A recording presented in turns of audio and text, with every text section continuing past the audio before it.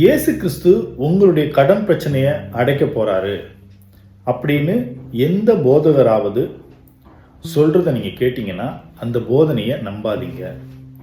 கடன் அப்படிங்கிறது எதனால வருது?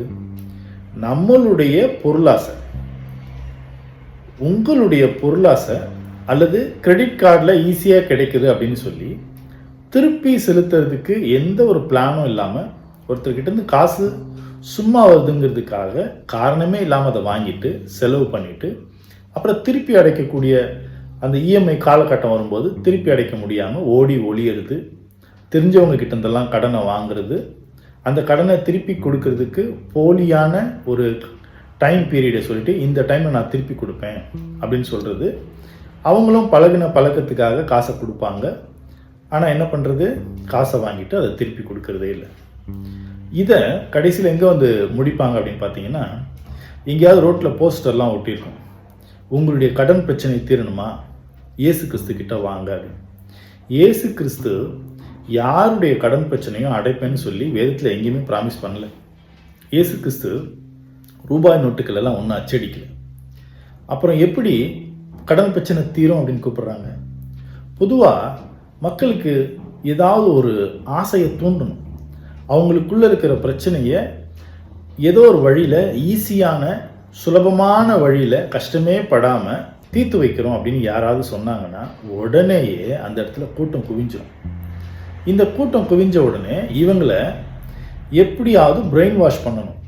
அதுக்கு இயேசு கிறிஸ்துவை நீங்கள் ஏற்றுக்கொண்டீங்க அப்படின்னா உங்களுடைய எல்லா கடன் பிரச்சனைகளும் தீர்ந்து போயிடும், அது காணாமல் போயிடும் அப்படின்னு சொல்லி அவங்கக்கிட்டேருந்து கொஞ்சம் காணிக்கையை வாங்கிட்டு அவங்களை அனுப்பி விட்டுருவாங்க.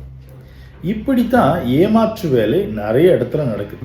கோயிலில் கூட போயிட்டு வேண்டுதல் பண்ணிட்டு தங்கக்கிட்ட இருக்கிற கொஞ்சம் காசு அதில் போட்டுட்டு எனக்கு பெரிய கடன் பிரச்சனை இருக்குது, அதெல்லாம் தீரணும் அப்படின்னா.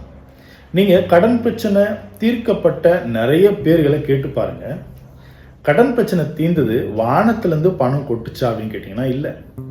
கடன் பிரச்சனையை கொஞ்சம் கொஞ்சமாக அடைச்சி முடித்தவங்க எல்லாருடைய சாட்சியும் என்னவா இருக்குன்னு கேட்டிங்கன்னா, அவங்க ஒழுங்காக திரும்ப வேலை செஞ்சுருப்பாங்க, தொழில் செஞ்சுருப்பாங்க, அதில் கொஞ்சம் கொஞ்சமாக அந்த கடன் அடைச்சிருப்பாங்க.